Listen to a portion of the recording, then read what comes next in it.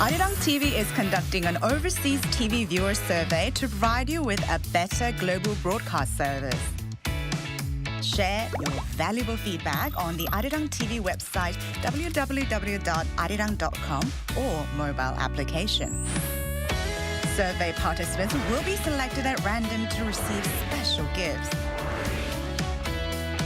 2025 Arirang Overseas TV Viewer Survey. We look forward to hearing from you.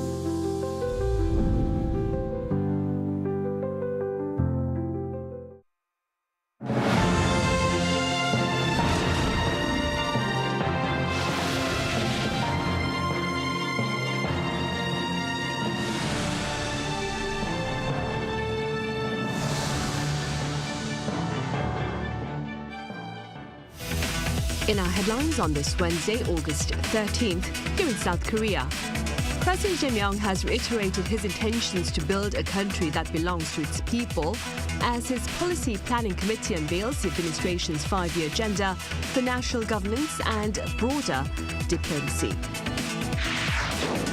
Meanwhile, Russia's Vladimir Putin and his North Korean counterpart Kim Jong-un have reaffirmed their alignment against Ukraine ahead of the Russian leader's upcoming trip to Alaska to meet with his U.S. counterpart Donald Trump on Friday.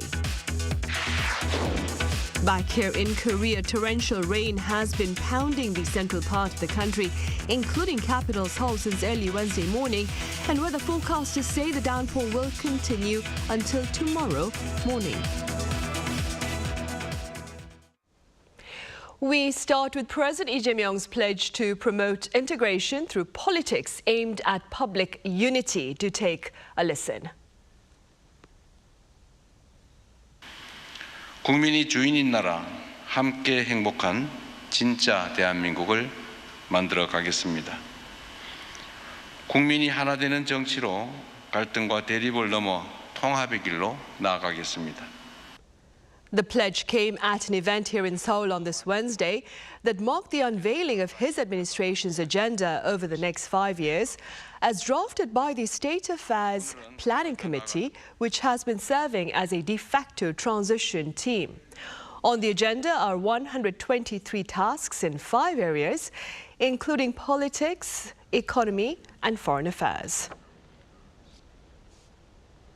President Jae-myung will travel to neighboring Japan for talks with Japanese Prime Minister Shigeru Ishiba next weekend. That is August 23rd until the 24th.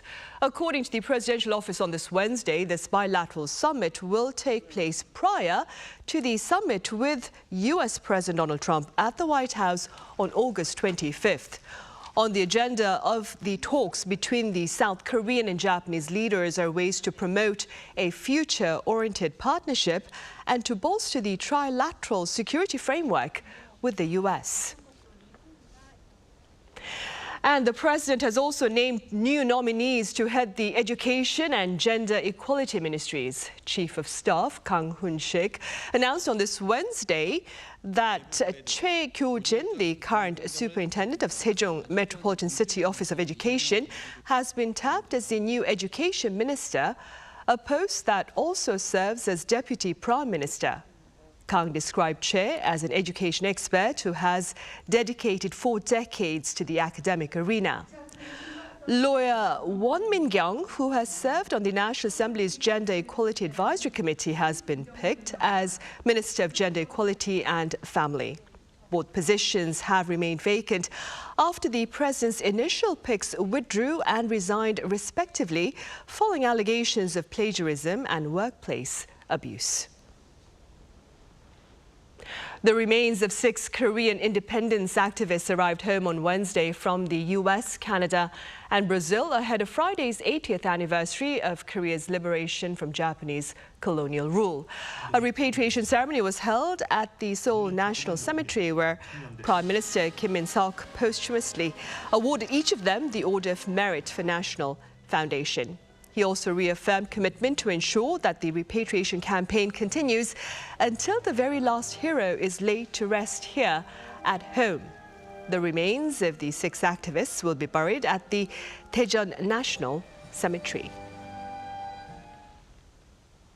On the international front, Russia's Vladimir Putin and his North Korean counterpart Kim Jong-un appear to have reaffirmed their alignment ahead of the Russian leader's upcoming trip to Alaska to meet with his U.S. counterpart Donald Trump on Friday. Our defense correspondent Kim Bo-kyung reports.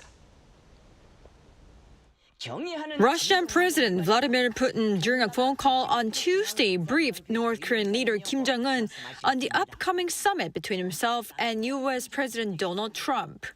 Putin is set to meet Trump in Alaska on Friday to discuss the Ukraine war, as U.S. Special Envoy Steve Witkoff's visit to Russia on August 6th laid the foundations for the summit to take place. According to the Kremlin on Tuesday local time, Putin highly assessed Pyongyang's support for operations in the Kursk region, and the 2 leaders reaffirmed their commitment to further developing cooperative relations in all areas, in line with the mutual defense treaty they signed in June last year.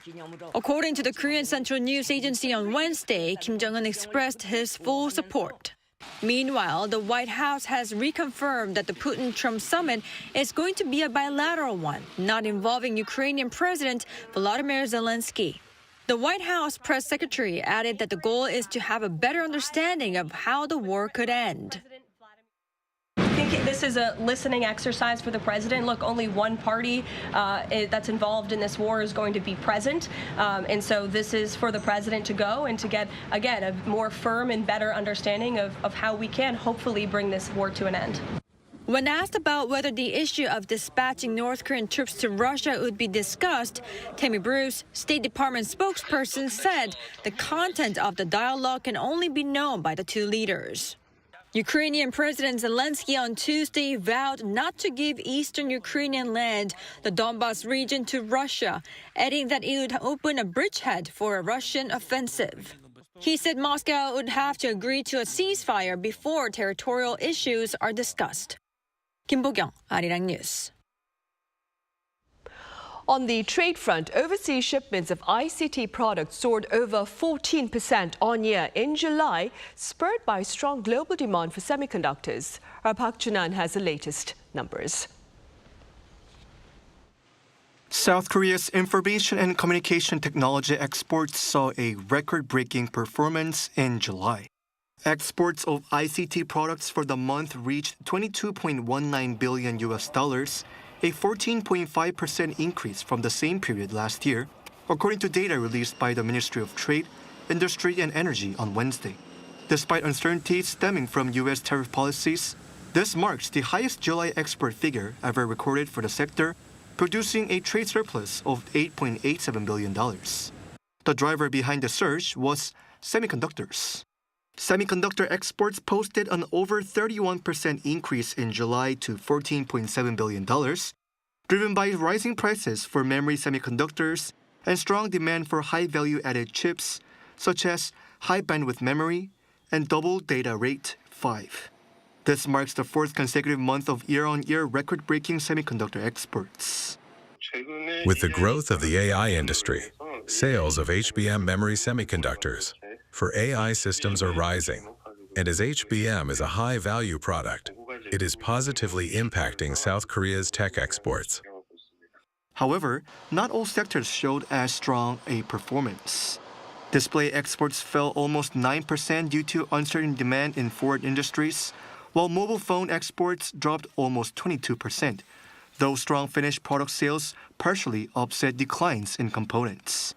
Exports of computers and peripherals declined by about 17%, affected by the high baseline set by last year's surge in solid-state drive shipments and a temporary slowdown in demand.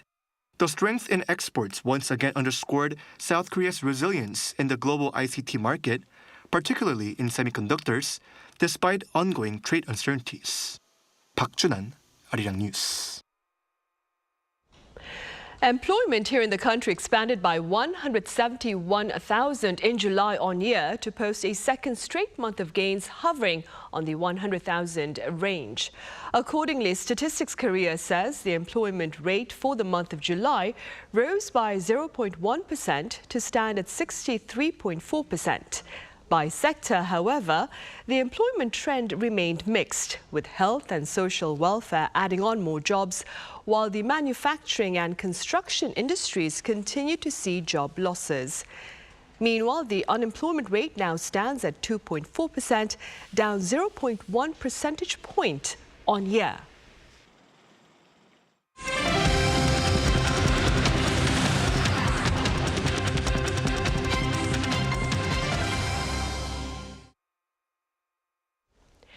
Heavy rain has been pounding the Greater Seoul region since the early hours of this Wednesday, and officials remain on high alert amid reports of flash floods and landslides. Our An Sung-jin reports. South Korea continues to see heavy rain throughout the central region, including Gyeonggi-do province on Wednesday. Deokjeok-do Island of Ongjin-gun County, Incheon, saw extreme rainfall of nearly 150 millimeters in just 1 hour. According to the Korea Meteorological Administration, from 8:14 a.m. till 9:14 a.m. on Wednesday morning, around 149 millimeters of rain poured in the area, marking a near record figure of rainfall. Even areas that didn't cross the 100 millimeter per hour threshold still saw significant rainfall well above typical downpour levels, being classified as heavy rainfall. Around 29 streams in Seoul have been closed off, including Cheonggyecheon and Anyangcheon streams. A heavy rain advisory had been issued in the morning in the northern parts of the city and was later raised to a heavy rain warning in the southwestern areas. Seoul and Gyeonggi-do province have activated level 2 of their emergency response measures, while the country's forestry service issued landslide warnings for some cities and counties, including Pocheon, Gapyeong, and Yangju. Advisories have been placed in nearby regions as authorities order evacuations in other affected areas as a precaution. The KMA notes that this comes from North Pacific high-pressure air expanding into the peninsula alongside hot and humid air caused by the typhoon Podul. This air, combined with the dry air coming down from the north, created a narrow rain cloud band. More specifically, fast winds blowing from the lower atmosphere at an altitude of 1.5 kilometers, known as lower jets, have been adding to a large amount of water vapor and torrential rain. As the Interior and Safety Ministry activated Level 1 of the Central Disaster and Safety Countermeasures Headquarters response measures, authorities are calling on strict management and preemptive closure of flood-prone areas to prevent further damage. Though heavy rain is expected to continue throughout Wednesday, it will ease off nationwide by Thursday afternoon, and related agencies will be closely monitoring conditions. An Sung-jin, Arirang News. Former First Lady Keon Hee has been arrested. This unprecedented event also marks the first time that a former presidential couple is sitting behind bars at the same time. Our Pyun Ye-young reports. Keon Hee, the wife of impeached former President Yoon Suk-yeol, was arrested late on Tuesday on charges of stock manipulation, interference in party nominations, and political influence peddling. A special counsel team set up to investigate Kim has summoned the former First Lady to appear for questioning at 10 a.m. on Thursday. Meanwhile, the special counsel team has launched a raid on the People Power Party to investigate allegations that large numbers of Unification Church members joined the party. On Wednesday morning, investigators were dispatched to the PPP central headquarters in Yeouido to secure electronic data needed for the probe. They presented a search and seizure warrant and received the necessary materials through voluntary submission. Kim is accused of taking part as a funding source in the Deutsche Motor stock rigging scheme from 2009 to 2012, meddling in People Power Party candidate selections in recent elections, and accepting an illicit lobbying request from a broker from the Unification Church in 2022. The Seoul Central District Court cited concerns over destruction of evidence as the main reason for issuing the arrest warrant. Kim was moved to the Seoul Southern Detention Center, where she waited in a holding room for detainees before she was transferred to a housing unit.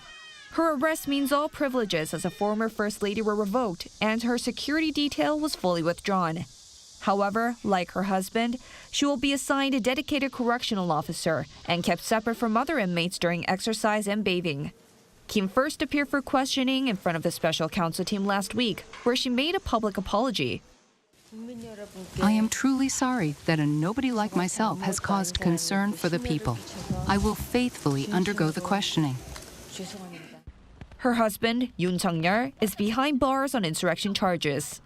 While several other former South Korean presidents have previously served prison terms, this is the first time in the nation's history that both a former president and their spouse have been jailed at the same time. Pyongyang, Arirang News.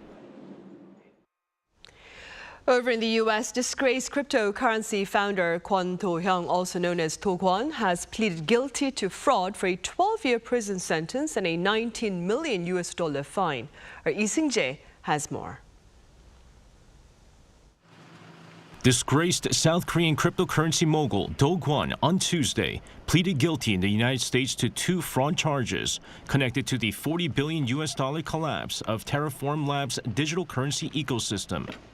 The 33-year-old entered the plea at a Manhattan federal court, where under the deal with prosecutors, Kwon will face no more than 12 years in prison if he abides by the agreement. This is despite 9 charges he was facing under the indictment and sentencing guidelines calling for roughly 25 years in prison. Sentencing is scheduled for December 11th. Also, as part of the plea deal, Kwon admitted to conspiring to commit commodities, securities, and wire fraud. He will also forfeit over $19 million, proceeds authorities say were illegally gained. Kwon will also relinquish his stake in Terraform and its cryptocurrencies. Meanwhile, if Kwon serves half his sentence and meets all conditions of the plea bargain, the U.S. Justice Department will support his request to transfer to South Korea under the International Prisoner Transfer Program. Kwon has long requested that he be extradited to his home country to serve prison time in South Korea. However, he also faces separate criminal charges in South Korea. Kwon co-founded Terraform Labs in 2018, developing the so-called stablecoin Terra USD, pegged to the US dollar to avoid price swings. But in 2022, the token's value collapsed, wiping out about $40 billion from Terra USD and its sister coin Luna, leaving investors around the world with major losses. Lee Seung-jae, Arirang News. Come Friday, Korea commemorates its 80th anniversary of liberation from Japanese colonial rule. And in light of this occasion, a number of related exhibitions are underway here on the local front. Our Park Hyo-bin takes us to one such event. Korea's darkest days and the courage of those who refused to bow now gathered in one place. To mark the 80th anniversary of Korea's liberation from Japanese colonial rule, a special exhibition at Deoksugung Palace brings together over 110 artifacts from the late 19th century to the day the nation reclaimed its freedom. For the first time, Korean independence hero An Jung-geun's calligraphy is being showcased to the public. These 2 letters, meaning green bamboo, show his strong opposition to Japanese rule. His final brushstrokes, made in a cold Risun prison cell before his execution, capture not only defiance against Japan, but also a longing for peace in Asia and respect for human dignity. From here, the story turns to lesser-known independence fighters. Min Young-hwan took his own life in protest after Japan's illegal ULSA treaty stripped Korea of its sovereignty, writing, "If our freedom and independence are restored, I shall gladly smile even in the afterlife." Manifestos and letters from Korea's civilian militias, known as the Righteous Armies, also bear the weight of defiance, with some returning to Korea only last year, after decades in Japan. The spirit of defiance is also preserved in the national flag, a Taegeukgi found at Jinggonsa Temple, riddled with holes and burn marks. Believed to have been made during the March 1st independence movement in 1919, it bears the Korean flag's Taegeuk symbol and trigrams painted in black ink over the Japanese flag, amplifying the message of resistance. This Taegeukgi national flag of Korea, found at Jinggonsa Temple, is even more meaningful, as it shows just how fiercely our independence fighters carried out their work in secrecy. Bringing these treasures together is what makes this exhibition truly historic.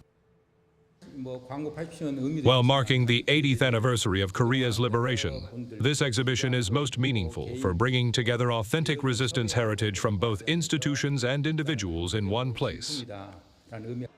Liberation was never given. It was earned with blood, sweat, and hope. 80 years on, their courage still lights the path toward the freedom they dreamed of. Park Hyo-bin, Arirang News. Meanwhile, for those of you in the southern resort island of Jeju who are seeking some shelter from the weather, a trip to an art gallery there may prove to be quite rewarding. Our Cha Yun-kyung reports.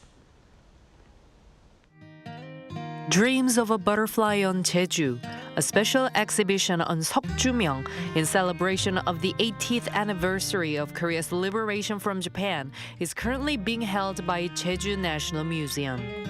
Seok was a lepidopterist who made significant contributions to the taxonomy of around 250 butterfly species in Korea.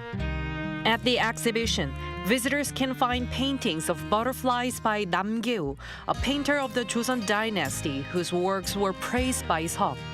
There is also Seok's legacy reflecting the nature and life on Jeju Island, such as his research notes on his drawings. The exhibition will be held until October 19th at the Special Exhibition Gallery of Jeju National Museum. It is too hot outside, so we came into the exhibition hall. There are some species that we never knew before. It is great content to show our children. Meanwhile, an exhibition of artwork by Marc Chagall is also being held at Jeju Museum of Art.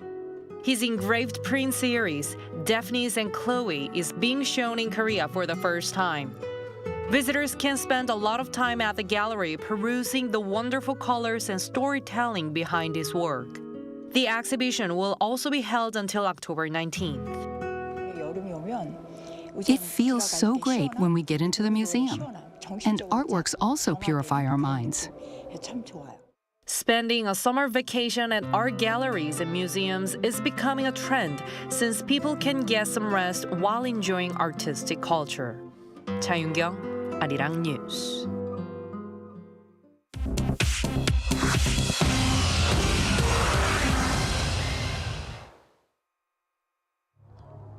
This is The World Now, bringing you the latest stories from around the globe.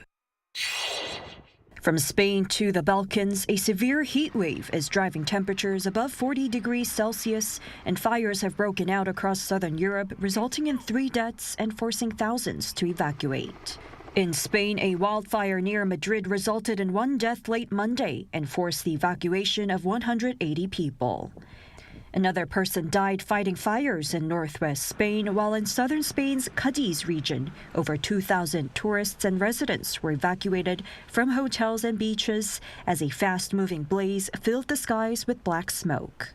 Spain's military said on Tuesday that nearly 1,000 soldiers have been deployed to combat wildfires across the country. Greece, which is facing more than 100 wildfires, has requested emergency assistance, including water-dropping planes from the European Union Civil Protection Mechanism. Wildfires have broken out in several other countries. One person fighting fires in Montenegro died when a water tanker overturned, while in Turkey, around 50,000 people have been evacuated due to fires. Scientists warn that climate change is turning southern Europe into a tinderbox due to rising temperatures and prolonged droughts. Egypt has announced that Cairo is actively engaging with Qatar and the United States as mediators to negotiate a 60-day ceasefire between Israel and Hamas. During a news conference on Tuesday, Foreign Minister Badr Abdelhadi stated that Egypt is working very hard in full cooperation with the Qataris and Americans to revive a previous ceasefire proposal. This plan includes a 60-day truce, conditional releases of hostages and Palestinian detainees, and unrestricted access for humanitarian aid into Gaza. Abdelhadi emphasized that discussions are ongoing with both Hamas and Israeli authorities based on a recent initiative from the U.S. and Qatar. Last month, negotiations in Doha failed to achieve a breakthrough for a ceasefire and the release of hostages, as Israel and the U.S. withdrew their delegations, citing unacceptable demands from Hamas. In France, a swarm of jellyfish caused a temporary shutdown of 4 of the 6 reactors at the Gravelines nuclear power plant, one of the country's largest, as of Monday morning after clogging the cooling system's filters. EDF, the company that operates the plant, stated that teams are conducting inspections to restart the site in complete safety and that the reactors that were shut down are expected to restart on Thursday. While the company reassured that no safety or environmental risks were linked to the incident, experts warned that an increase in jellyfish blooms, exacerbated by climate change, is increasing the risk of power plant interruptions. Finally, in South Africa's Adventures with Elephants sanctuary in Bella Bella, visitors celebrated World Elephant Day on Tuesday by interacting with a herd of rescued African elephants. As part of what was described as a rare and respectful opportunity to connect with the animals firsthand, visitors had the chance to feed and touch the largest mammals on Earth. A special tour commemorating the day also included the reserve's educational team, which informed visitors about the history of elephants and emphasized their intelligence and memory. 최지희, Arirang News.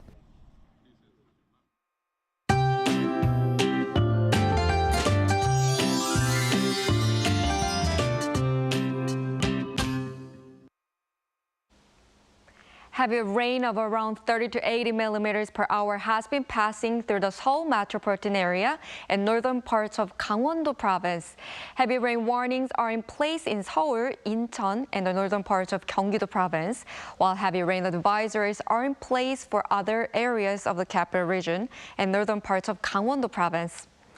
By tomorrow morning, more than 200 millimeters of rain is expected in Incheon and northern parts of Gyeonggi-do province, 50 to 150 in the Seoul metropolitan area, and over 150 millimeters in inland areas of Gangwon-do province. Seoul and Busan will start warm at 26 degrees Celsius tomorrow morning, Chuncheon at 24 degrees. Daily highs will go up to 29 degrees in Seoul and Chuncheon, Gyeongju 35 degrees. Rain in the central parts of the country will continue until Friday morning. That's all for Korea. Here are the weather conditions around the world.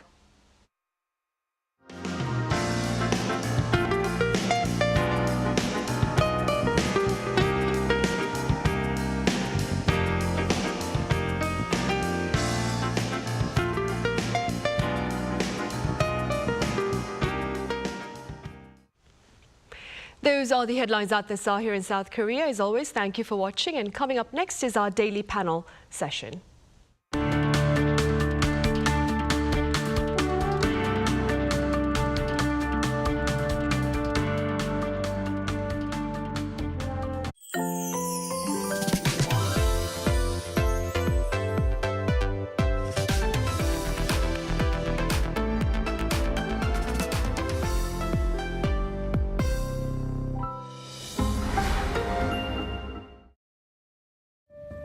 "2025 celebrates the 80th anniversary of Liberation, a place filled with culture, history, and diverse experiences. This is the Independence Hall of Korea.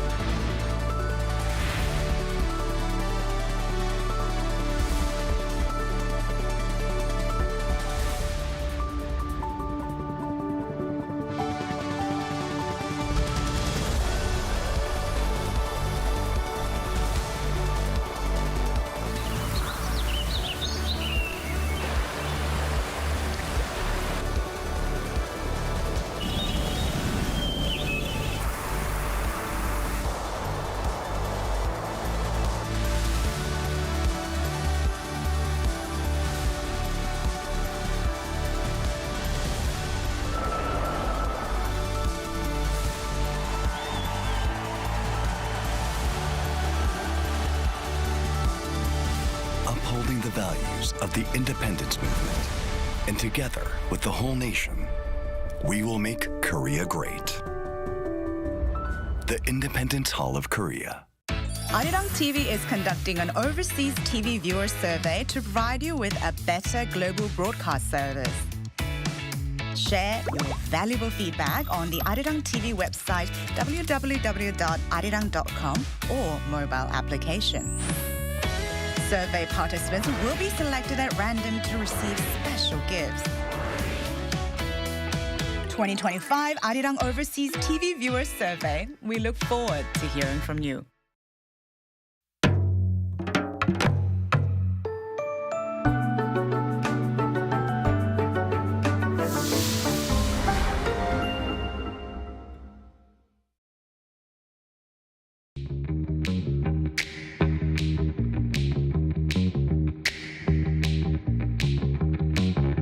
인식 시작합니다.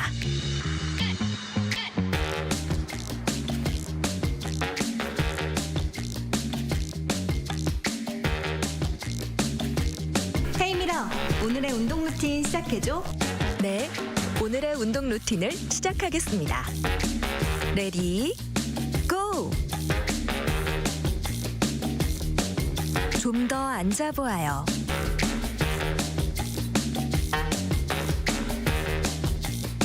4, 3, 2, 1. 고생했어요.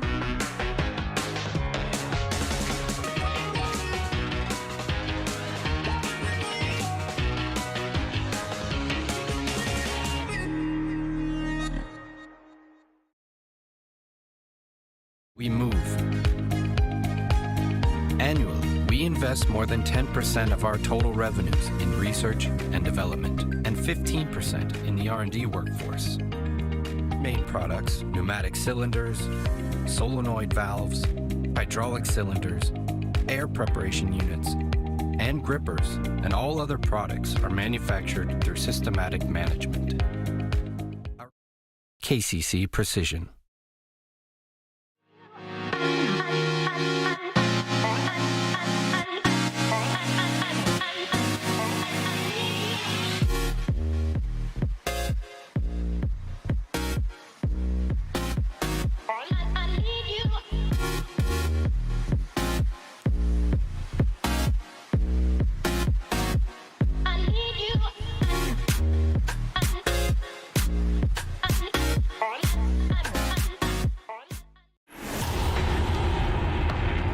We are a well-known company in the field of road safety facility manufacturing. We operate the factory nationwide in Korea. To go beyond the demanding safety standards of the ages, we are a global network, local, worldwide, the global small and strong company appointed by Korean government. We are KSI. On Press Perspective today, we turn the spotlight onto a Korean-American disability rights activist who's being celebrated for her contributions to the U.S. society. We cover this and more. Do stay with us.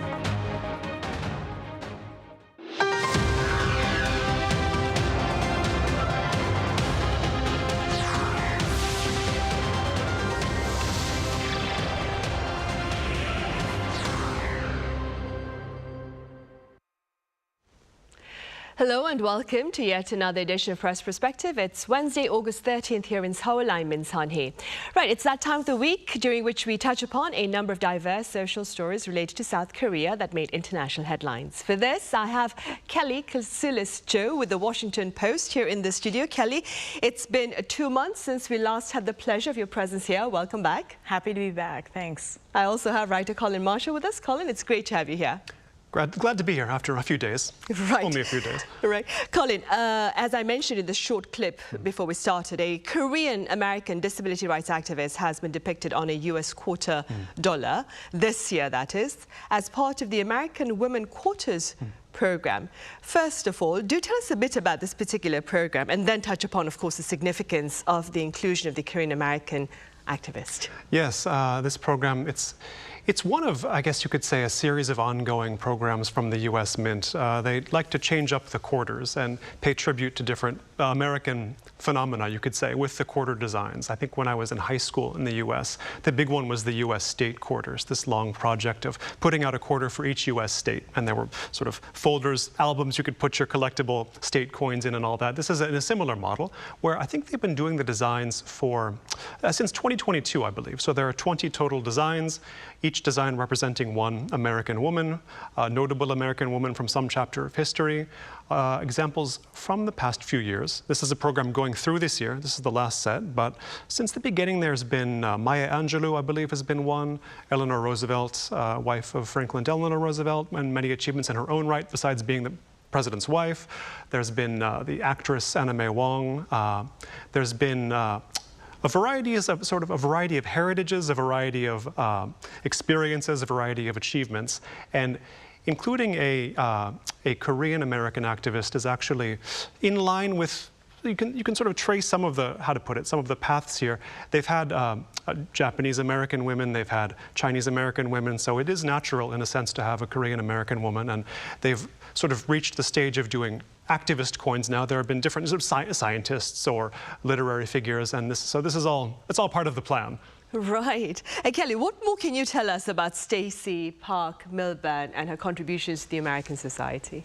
Yeah, this episode was a great opportunity for me to learn about her. I had not heard of her before. And, you know, unfortunately, I had to read about her initially through her obituary in the New York Times. She passed away in 2020 at the age of 33.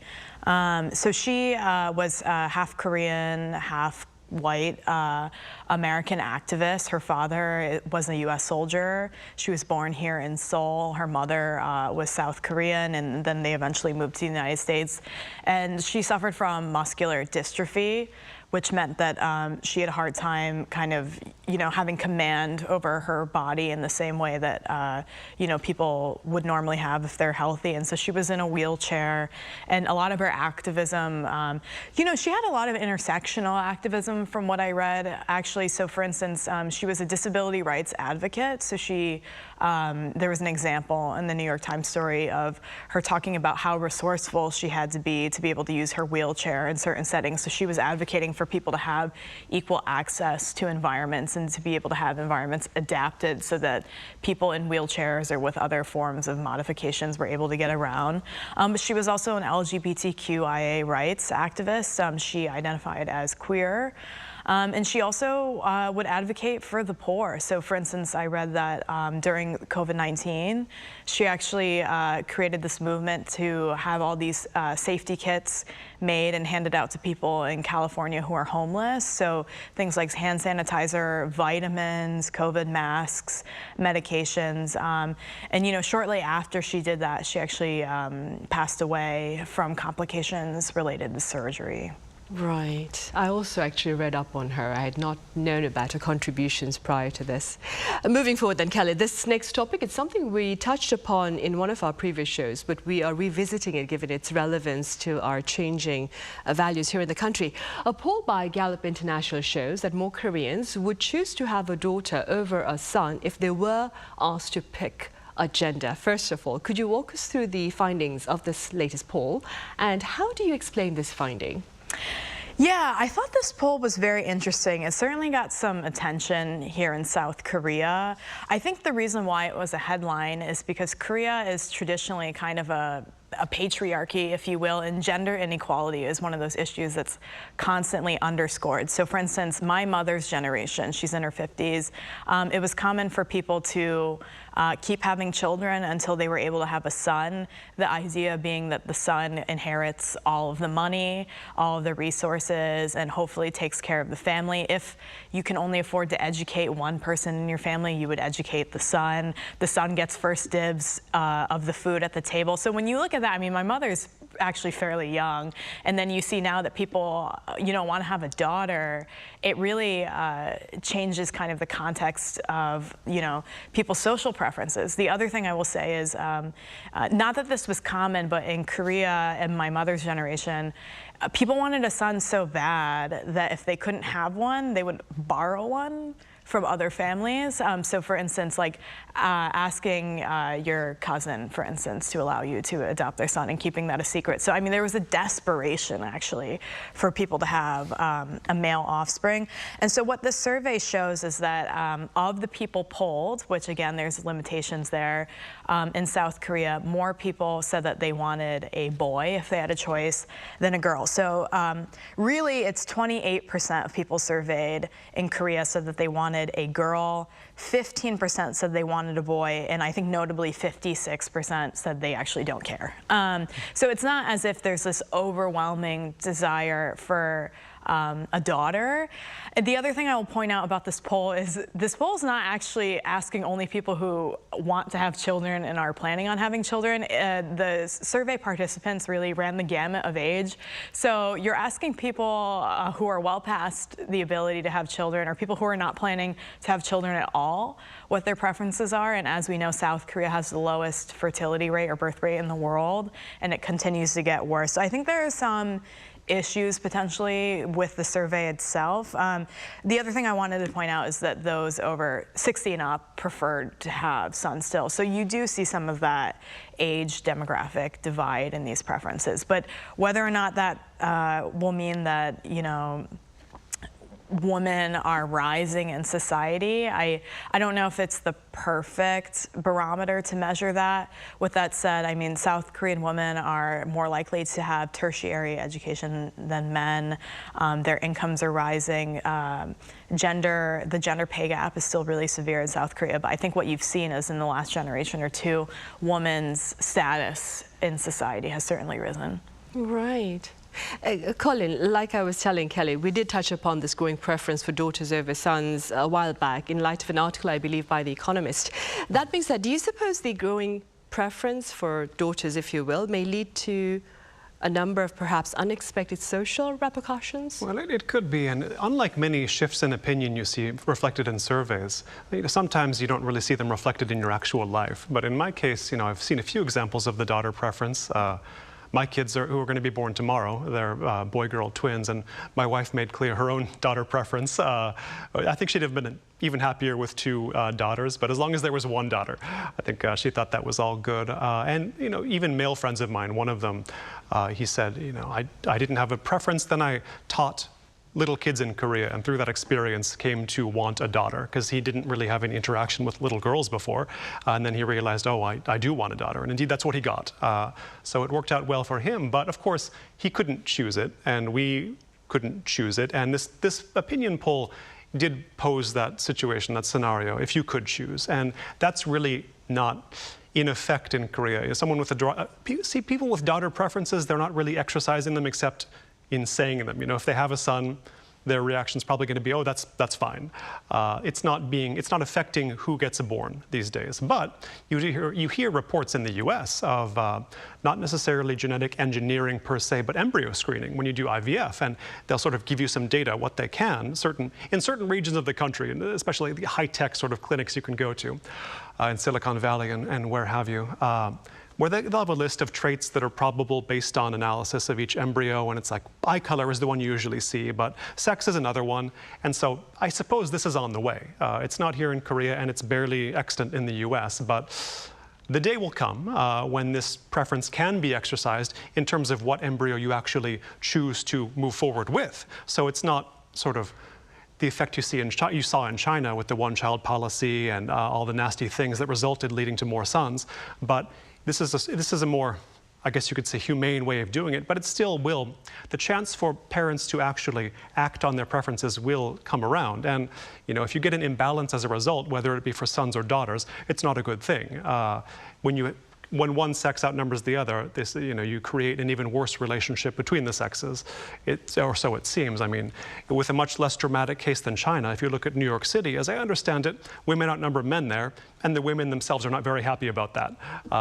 Bad social dynamics emerge. So I think, yes, the technology improves, and this gives you a way to screen out, for example, diseases that were incurable before. Okay, that's a good thing. And with that technology also comes this sort of, these designer babies, so-called. So yes, we have no choice but to take the good with the bad on that count. It's not, it's not a matter of, it's a matter of technology and not a matter of any one person's choice. But then again, it does manifest in the choice of parents for certain trendy eye colors, boy preference, girl preference. These will be tried and, eventually maybe a balance will be struck. Right, hopefully. And staying with gender, but moving forward, the New York Times, Kelly, last week published an article highlighting yet again the gender debate here in South Korea. First, Kelly, tell us a bit about the article, and second, your takeaway from it. Yeah, so what happened essentially was there's a Korean soccer or football player for the Los Angeles FC, and he was giving an interview, and it was raining outside on the field, and the interviewer happened to be a Korean K-pop star from A-Pink. And so there was a screen grab that kind of went viral of her holding up the microphone and holding an umbrella for herself as he's talking into the mic. And then this was contrasted with another image of his British teammate who was holding the umbrella for the interviewer, the K-pop star. And this kind of became a touch point, I think, about chivalry, essentially, saying, this Korean football player was essentially pitted against his teammate and made to seem like he is not chivalrous and that, his Western teammate has better sensibilities about how to treat a woman. Now, is that necessarily true? I don't think so. I think when these moments happen, they're really touch points about much deeper issues and anxieties in Korea. We've seen this happen time and time again, where, for instance, the short haircut of the South Korean Olympian archer became a touch point online of outrage, and it became a question about feminism and this kind of gender war that's been taking hold. I've been a journalist here, I'm going on my 9th year, and I will say in the time that I've been here, one of the storylines that I've seen really become this cresting wave is the polarization between genders and the gender war, kind of the blowback against men, but also feminism and these changing tides, if you will. And so I think there's been a few moments that were, I think, game changers for this. The Me Too movement that spilled over from the United States to South Korea, as well as that very notable murder of a woman at Gangnam Station. Now, I think, and also the gender pay gap in South Korea is very, very severe.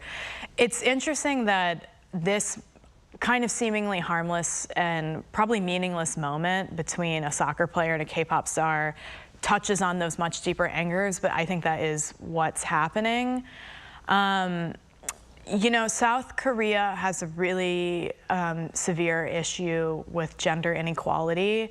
For instance, we know that universally around the world, males are actually the most likely to commit violent crimes. And what you see is in many countries, if not most countries, the victims of those crimes tend to be males. So we're talking about male-on-male violence or man-on-man violence.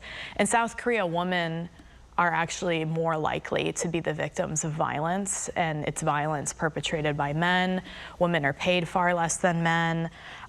Their status, they've entered the workforce and they're more highly educated on average, but they are treated lesser than.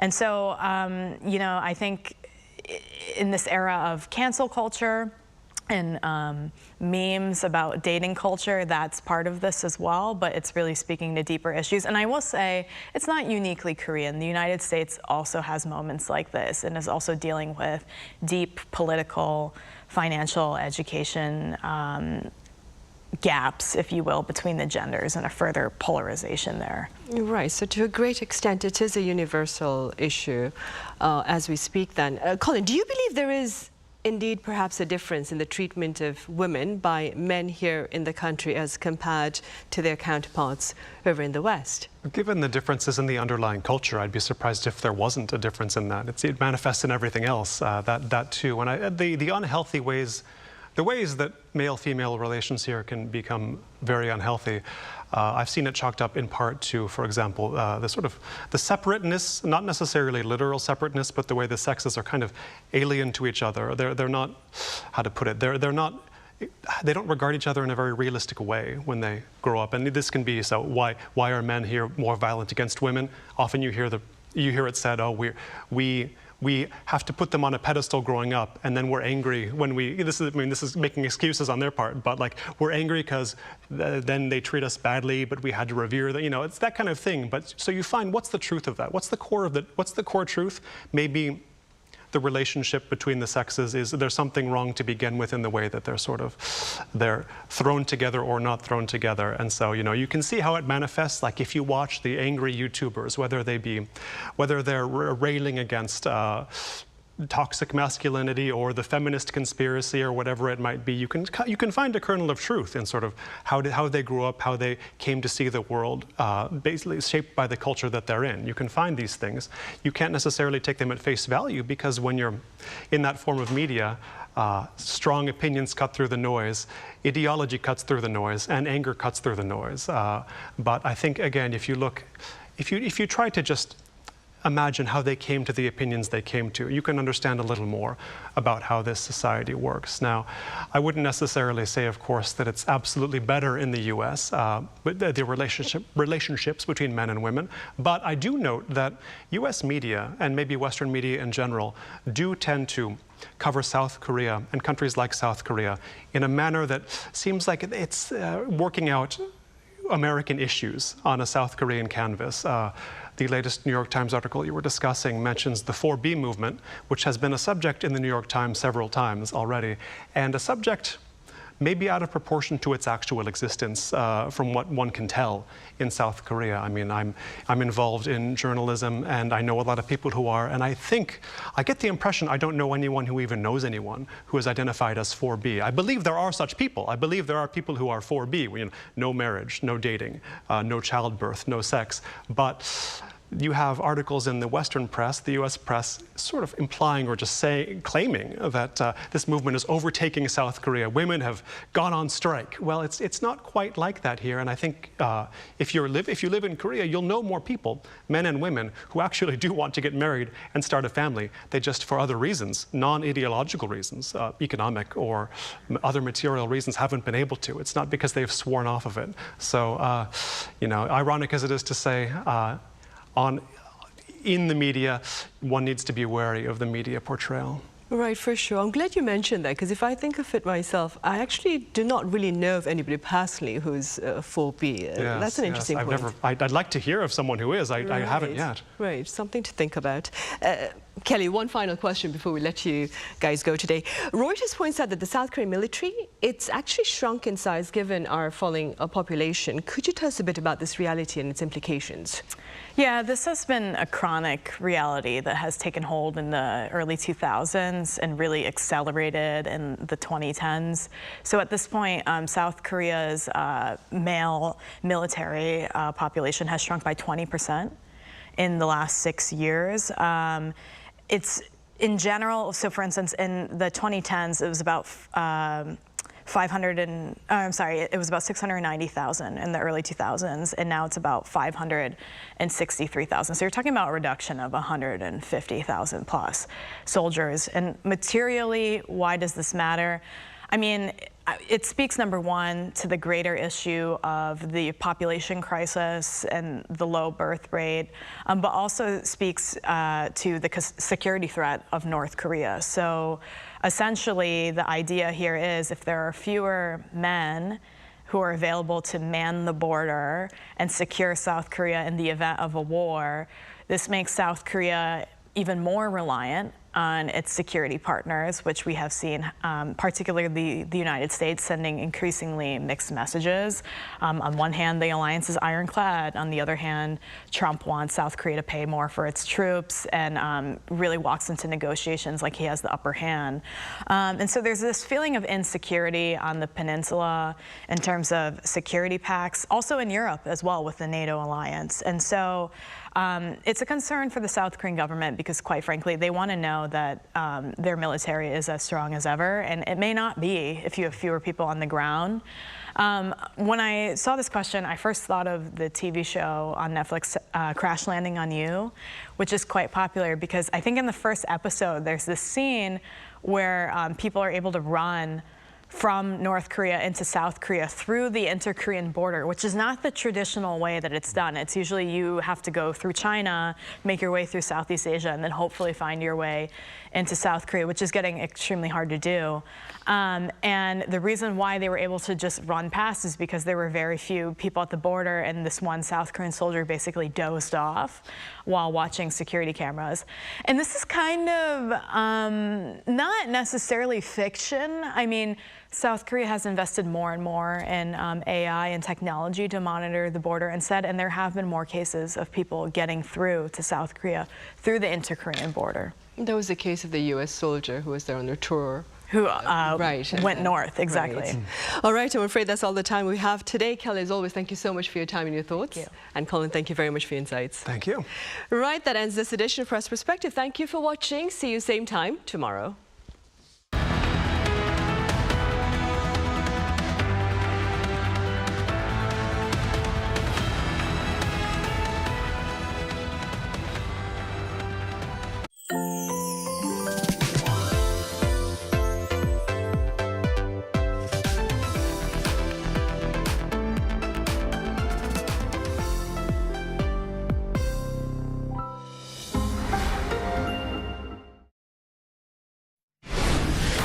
천년을 이어온 우리의 지혜가 제천에서 다시 태어났어. 세대를 관통한 선조들의 건강